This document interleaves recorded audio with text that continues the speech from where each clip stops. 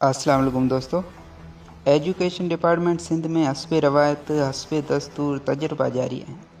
नए एक्सपेरिमेंट तहत तालीम खाते सिंध तरफ़ां सिंध में स्कूल क्लस्टरिंग पॉलिसी लागू कई पई वञे ऐं स्टेप बाय स्टेप समूरो प्रोसेस मुकमल थी रहियो आहे। स्कूल क्लस्टरिंग पॉलिसी में हर यूनियन काउंसिल में एक मेन स्कूल के हेड क्लस्टर स्कूल बणायो वियो आहे, जॾहिं त हर यूसी में 5 खां 6 स्कूलनि खे सेल हब स्कूल जो दर्जो ॾिनो वियो आहे ऐं हर सेल हब स्कूल में 6 खां 8 फीडर स्कूल शामिल कया विया आहिनि। इन लाइ डिस्ट्रिक्ट वाइज़ लिस्टूं शाया थी चुकियूं आहिनि। क्लस्टर हेड मास्टर खे DDO पावर सां गॾु मुकमल इख्तियार ॾिना वेंदा, जंहिंमें पंहिंजे कोस्ट सेंटर जे मुलाज़मनि जी ट्रांसफ़र, मुक़ररी, सैलरी ऐं उन्हनि स्कूलनि जा जेके माली मामला आहिनि ॾिसणु शामिल आहिनि। इन हवाले सां ट्रेनिंग्स बि मुनक़द कयूं वियूं आहिनि।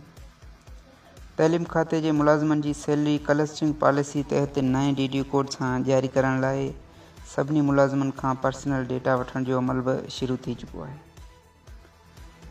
स्कूल क्लस्टरिंग पॉलिसी सभिनी स्कूलनि यानी primary, middle, higher secondary, boys ऐं गर्ल्स सभिनी स्कूलनि खे इंतिज़ामी तौरु मिलाए छॾियो आहे ऐं हर क्लस्टर ते हिकिड़ो ई हेड क्लस्टर, हर तालुके में हिकु ऑफिसर ऐं हर ज़िले में हिकिड़ो ई ज़िले ऑफिसर मुक़ररु कयो वेंदो। इन सिलसिले में हर ज़िले में डिस्ट्रिक्ट क्लस्टर कमेटियूं बि चूंडियूं वियूं आहिनि। इन पॉलिसी सां सिंध जे तइलीमी निज़ाम में कहिड़ी बहितरी अचे थी ऐं इहो तजुर्बो केतिरे क़दुरु कामयाबु रहे थो, इहो त ईंदड़ वक़्तु ई ॿुधाईंदो।